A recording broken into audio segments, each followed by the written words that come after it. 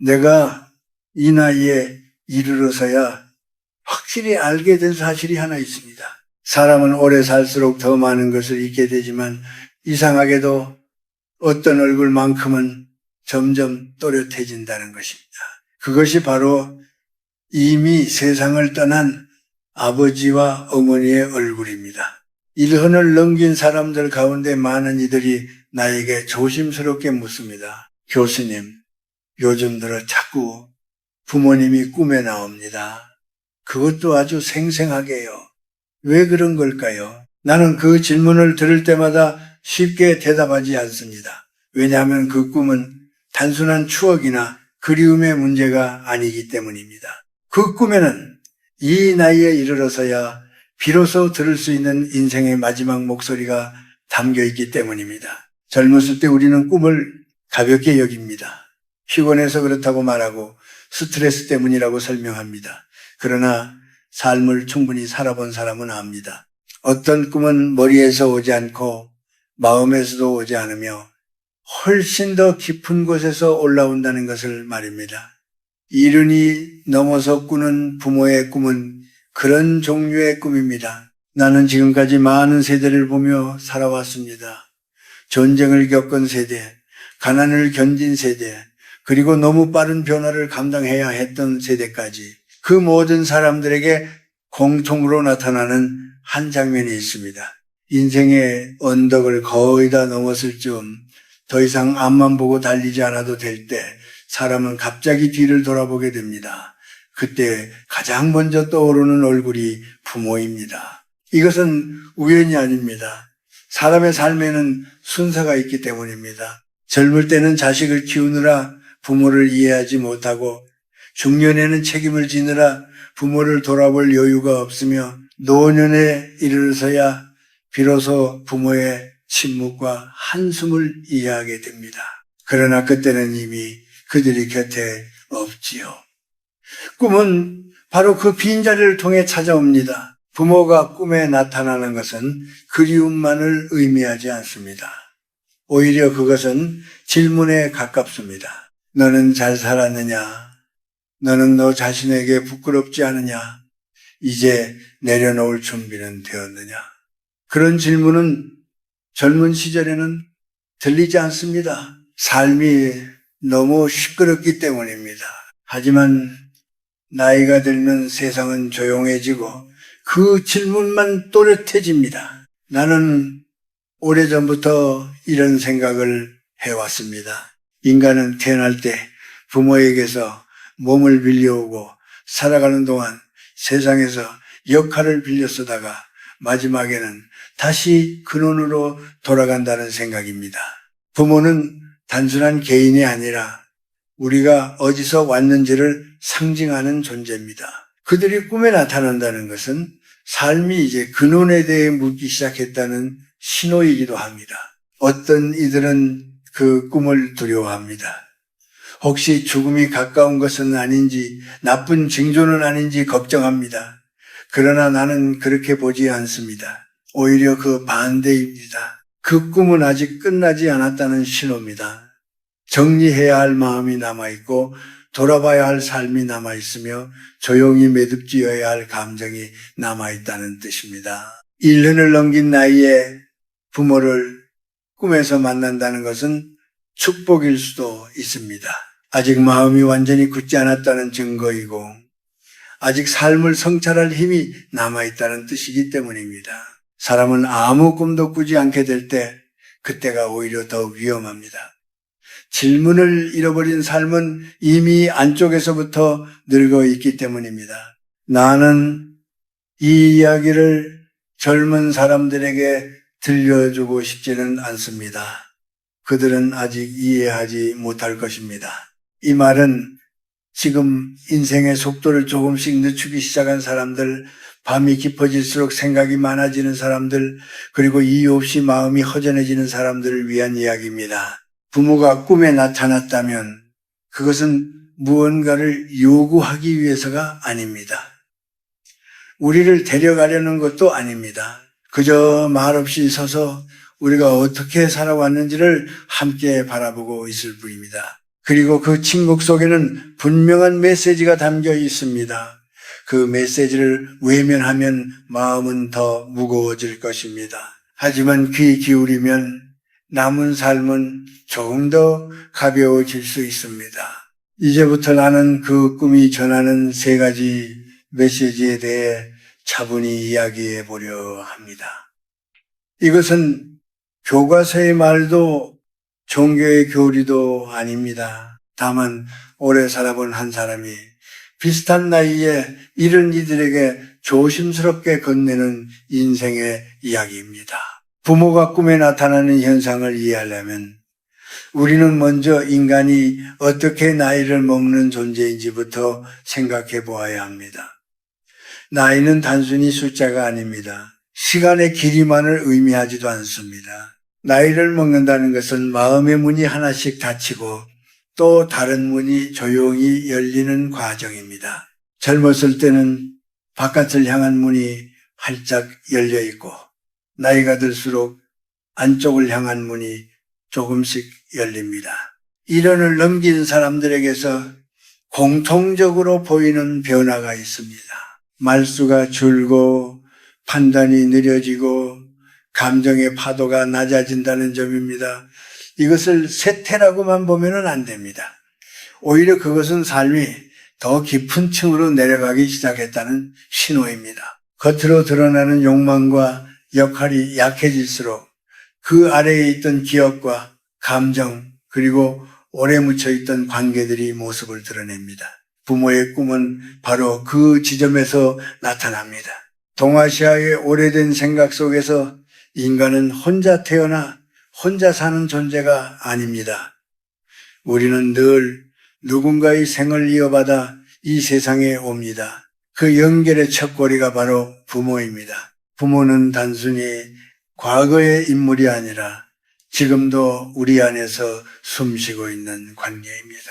우리가 어떤 선택을 할 때 망설이는 이유, 어떤 말 앞에서 쉽게 상처받는 이유, 어떤 순간에 이유 없이 눈물이 나는 이유에는 대부분 부모와의 관계가 깊이 스며 있습니다. 젊을 때 우리는 이 사실을 인정하지 않으려 합니다. 스스로의 힘으로 여기까지 왔다고 믿고 싶기 때문입니다. 그러나 나이가 들면 그 믿음은 조금씩 흔들립니다. 몸이 말을 듣지 않고 사회가 더 이상 우리를 중심에 두지 않을 때 우리는 비로소 깨닫습니다. 나 혼자의 힘으로 살아온 인생은 없었다는 것을 말입니다. 그 깨달음이 시작될 때 부모는 꿈이라는 형태로 다시 나타납니다. 이것은 단순한 회상이 아닙니다. 기억은 과거를 재생하지만 꿈은 현재를 비춥니다. 부모가 꿈에 나오는 시점은 대개 삶이 어느 정도 정리되었을 때입니다. 자식이 자라고 직업에서 한 발 물러나고 더 이상 증명해야 할 것이 많지 않을 때입니다. 그때 마음은 비워지지만 동시에 질문은 깊어집니다. 나는 어떤 사람이었는가? 나는 누구의 삶을 닮아왔는가? 그리고 앞으로는 어떻게 남아야 하는가? 한국의 어른들은 예로부터 말해왔습니다. 사람이 늙으면 조상이 보인다고. 이 말은 미신이 아니라 삶의 방향에 대한 관찰에 가깝습니다. 인생의 초반부는 앞을 향해 나아가는 시간이고 후반부는 뒤를 돌아보는 시간입니다. 돌아본다는 것은 후회하라는 뜻이 아닙니다. 이해하라는 뜻입니다. 부모의 삶을 그리고 그 속에서 자라난 자신의 삶을 말입니다. 부모의 꿈은 그래서 종종 말이 없습니다. 대화를 나누지 않아도 이상하지 않습니다. 함께 밥을 먹거나 그냥 마주 앉아 있거나 멀리서 바라보기만 하는 경우도 많습니다. 그 침묵은 공백이 아니라 여백입니다.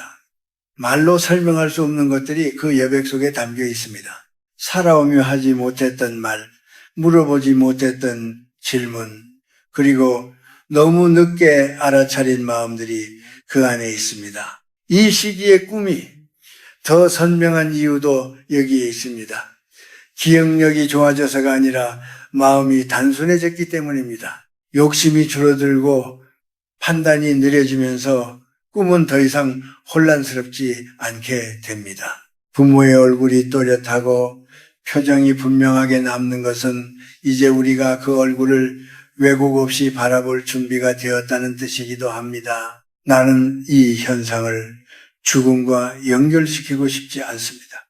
오히려 삶의 정리와 연결시키고 싶습니다. 삶의 끝이 가까워질수록 사람은 더 많은 것을 붙잡기보다 내려놓으려 합니다. 그 과정에서 가장 먼저 떠오르는 존재가 부모라는 것은 자연스러운 일입니다. 그들은 우리가 처음으로 의지했던 사람들이고 동시에 처음으로 떠나보낸 사람들이기 때문입니다. 부모가 꿈에 나타난다는 것은 삶이 이제 질문의 방향을 바꾸고 있다는 신호입니다. 앞으로 무엇을 더 얻을 것인가가 아니라 무엇을 어떻게 정리할 것인가에 대한 질문입니다. 이 질문에 성실하게 귀 기울일 때 노년은 쇠퇴가 아니라 완성에 가까워집니다. 그리고 그 완성의 문턱에서 부모는 말없이 우리를 기다리고 있는 것입니다. 이제부터는 부모의 꿈이 전하는 메시지를 조금 더 가까이에서 들여다보려 합니다. 나는 이것을 세 가지로 나누어 생각해 왔습니다. 이것은 누군가에게 가르치기 위한 분류가 아니라 나 스스로 오랜 시간 곱씹으며 정리해온 삶의 징후들입니다. 이를 넘긴 뒤에야 비로소 또렷해진 이야기이기도 합니다. 첫 번째 메시지는 아직 풀리지 않은 마음의 빚에 관한 것입니다. 우리는 흔히 부모에게 잘해드렸다고 생각합니다. 먹여드렸고 병원에 모셨고 마지막 길까지 책임졌다고 말합니다. 그러나 마음의 빚은 그런 것으로 다 갚아지지 않습니다.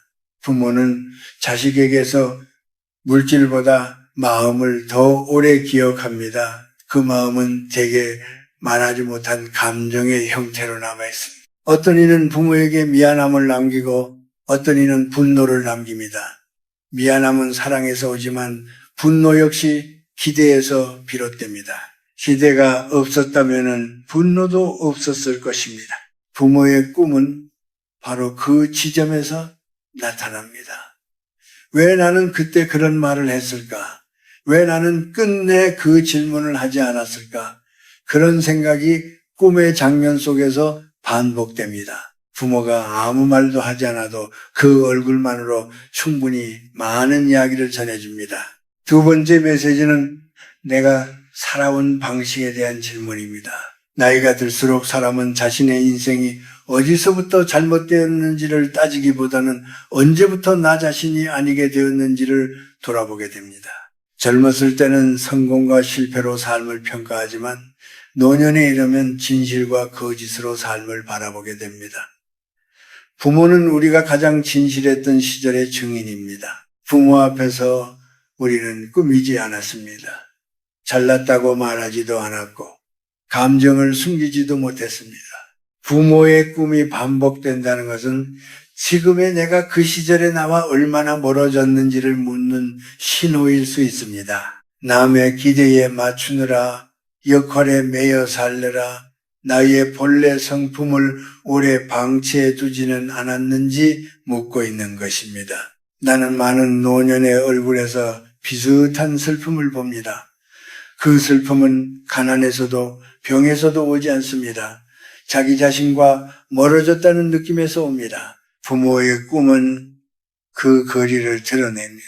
너는 아직 너 자신을 기억하고 있느냐고 그 질문을 조용히 던집니다. 세 번째 메시지는 준비에 관한 것입니다. 이 말은 오해를 부르기 쉽지만 나는 죽음을 말하고 싶은 것이 아닙니다. 오히려 내려놓음에 대해 말하고 싶습니다. 사람은 나이가 들수록 더 많은 것을 움켜쥐려 합니다.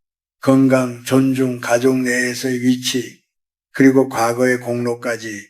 그러나 삶의 마지막 국면에서 필요한 것은 붙잡는 힘이 아니라 놓아주는 힘입니다. 부모는 우리에게 놓아주는 법을 가장 먼저 가르쳐준 존재입니다. 우리는 그들을 통해 처음으로 이별을 배웠고 상실을 견뎌냈습니다. 부모의 꿈은 다시 한번 그 연습을 하라는 신호일 수 있습니다. 이제는 내가 중심이 되지 않아도 괜찮다는 것, 내가 모든 것을 책임지지 않아도 된다는 것을 받아들이라는 뜻입니다. 이 세 가지 메시지는 각각 따로 존재하지 않습니다. 마음의 빚을 풀지 못하면 자기 자신과 화해할 수 없고 자신과 화해하지 못하면 내려놓을 수 없습니다. 그래서 부모의 꿈은 종종 한 번이 아니라 여러 번 찾아옵니다.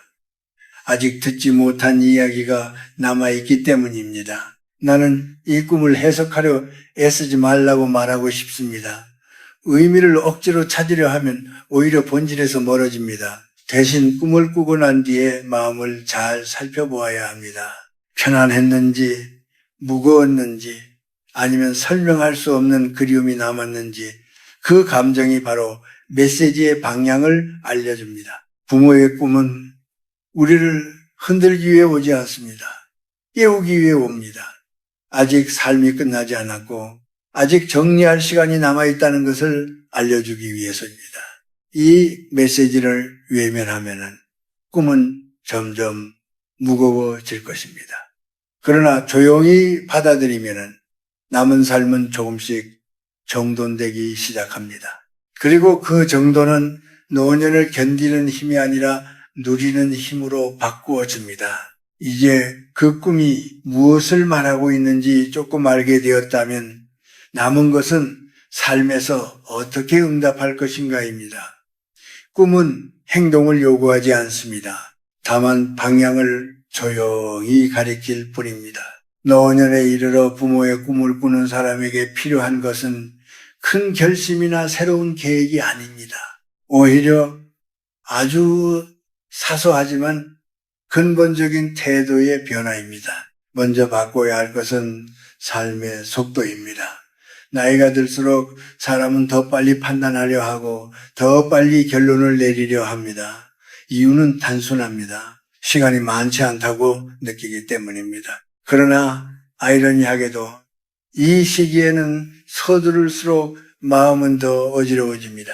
말을 하기 전에 한 번 더 멈추고 결정을 내리기 전에 하루쯤 더 생각하는 습관이 필요합니다.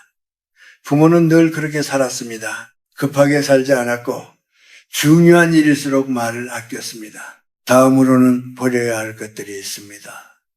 노년의 삶을 임해서 가장 많은 에너지를 빼앗는 것은 새로운 문제가 아니라 오래된 감정입니다. 이미 끝난 갈등, 풀리지 않은 서운함, 반복해서 떠올리는 과거의 장면들입니다. 그것들은 지금의 삶을 지켜주지 않습니다. 오히려 마음을 무겁게 만들 뿐입니다. 집안에 오래 쓰지 않는 물건이 쌓이면 숨이 막히듯 마음에도 오래된 감정이 쌓이면 숨쉬기 어려워집니다. 하나씩 내려놓아야 합니다. 다 버리지 않아도 괜찮습니다. 다만 더 이상 꺼내지 않겠다고 마음먹는 것만으로도 충분합니다. 말에 대해서도 생각해 볼 필요가 있습니다. 나이가 들수록 말은 점점 힘을 갖게 됩니다. 무심코 한 마리 자식에게는 오래 남고 반복되는 훈계는 관계를 멀어지게 합니다. 특히 과거를 기준으로 현재를 판단하는 말은 조심해야 합니다. 예전에는 이랬다. 그때는 옳았다. 그런 말들은 경험을 나누는 것처럼 보이지만 듣는 이에게는 비교로 들릴 수 있습니다. 부모의 꿈은 우리에게 말의 무게를 다시 생각하게 합니다. 꼭 필요한 말만 남기고 나머지는 침묵으로 대신하는 법을 배워야 합니다. 노년기에 자주 겪는 상황 가운데 하나는 존중받지 못한다고 느끼는 순간입니다. 의견이 무시되거나 존재가 가벼워졌다고 느낄 때 마음은 쉽게 상처받습니다.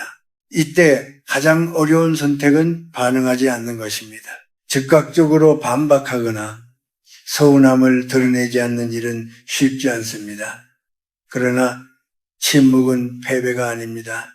그것은 나 자신을 지키는 방법입니다. 부모 세대는 그렇게 많은 갈등을 넘겼습니다. 다 말하지 않아도, 다 설명하지 않아도 삶은 흘러간다는 것을 알고 있었습니다. 삶을 평안하게 만드는 또 하나의 방법은 관계의 중심에서 한 걸음 물러나는 것입니다.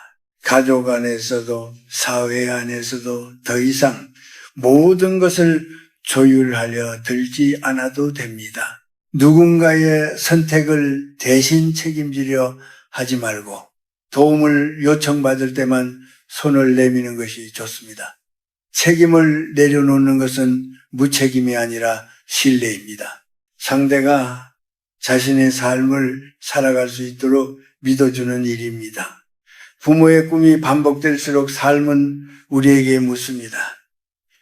이제는 어떻게 살 것인가가 아니라 어떻게 남을 것인가를 말입니다. 남은 시간 동안 더 많은 것을 이루려 애쓰기보다 마음을 정돈하고 관계를 부드럽게 만드는 것이 중요합니다. 하루를 무사히 보내고 밤에 잠들기 전 후회할 말이 없도록 사는 것, 그것이면 충분합니다. 노년의 평안은 외부에서 오지 않습니다. 그것은 태도의 결과입니다. 욕심을 줄이고 판단을 늦추고 말의 수를 줄이는 태도 말입니다. 부모의 꿈은 그 방향을 가리키는 조용한 등불과 같습니다. 그 빛을 따라가면 남은 길은 이전보다 훨씬 단순해집니다. 그리고 그 단순함 속에서 비로소 삶은 무게를 내려놓고 숨을 고를 수 있게 됩니다. 이제 이야기를 천천히 마무리하려 합니다. 부모의 꿈에 대해 이렇게 오래 이야기한 이유는 그 꿈이 우리에게 불안을 주기 때문이 아니라 방향을 알려주기 때문입니다. 사람은 나이가 들수록 많은 것을 잃습니다. 체력도 잃고 역할도 잃고 때로는 관계도 잃습니다. 그러나 그 대신 얻는 것이 있습니다. 그것은 삶을 전체로 바라볼 수 있는 시선입니다. 부모가 꿈에 나타났다면 그것을 불길하게 해석할 필요는 없습니다. 그들은 우리를 재촉하지 않습니다. 아무 말도 하지 않고 다만 그 자리에 서 있을 뿐입니다. 그 침묵은 차갑지 않습니다. 오히려 오래 기다려온 사람의 온기가 담겨 있습니다. 그 온기 속에서 우리는 비로소 자신에게 묻게 됩니다. 나는 충분히 애썼는가? 나는 나답게 살아왔는가? 사람은 마지막까지도 배우는 존재입니다. 노년은 가르치는 시기가 아니라 배우는 시기입니다. 젊은 날에는 세상에서 무엇을 얻을지를 배웠다면 이 나이에는 무엇을 내려놓을지를 배웁니다. 부모의 꿈은 그 배움의 시작을 알리는 신호일지도 모릅니다. 아직 늦지 않았고 아직 마음을 정리할 시간이 남아있다는 뜻입니다. 나는 이른을 넘긴 사람들에게 이렇게 말하고 싶습니다. 이제는 더 잘 보이려고 애쓰지 않아도 됩니다. 더 오르려고 애쓰지 않아도 됩니다. 다만 하루하루를 무겁지 않게 살아가면 됩니다. 말 한마디를 줄이고 판단 하나를 늦추고 사람을 바라보는 시선을 조금 부드럽게 만드는 것, 그 정도면 충분합니다. 부모는 우리에게 많은 것을 남겼지만 그 가운데 가장 큰 유산은 삶을 대하는 태도였습니다. 성실함, 인내, 그리고 말없이 견디는 힘 말입니다. 그 태도를 기억하며 살아간다면 남은 시간은 외롭지 않습니다. 꿈속에서 만난 부모의 얼굴이 차분했다면 그것은 지금의 삶이 크게 어긋나 있지 않다는 신호이기도 합니다. 만약 다시 그 꿈을 꾸게 된다면 두려워하지 말고 잠시 머물러 보시기 바랍니다. 말을 걸 필요도 의미를 캐물을 필요도 없습니다. 그저 그 자리에 함께 앉아있는 것으로 충분합니다. 삶은 늘 그렇게 조용한 순간에 가장 중요한 말을 건넵니다. 사람은 결국 누군가의 자식으로 이 세상에 와서 누군가의 기억으로 이 세상을 떠납니다. 그 사실을 받아들일 때 삶은 비로소 완성에 가까워집니다. 부모의 꿈은 그 완성을 향한 마지막 배려일지도 모릅니다. 그 배려를 알아차린 사람의 남은 길은 이전보다 훨씬 평안해질 수 있습니다.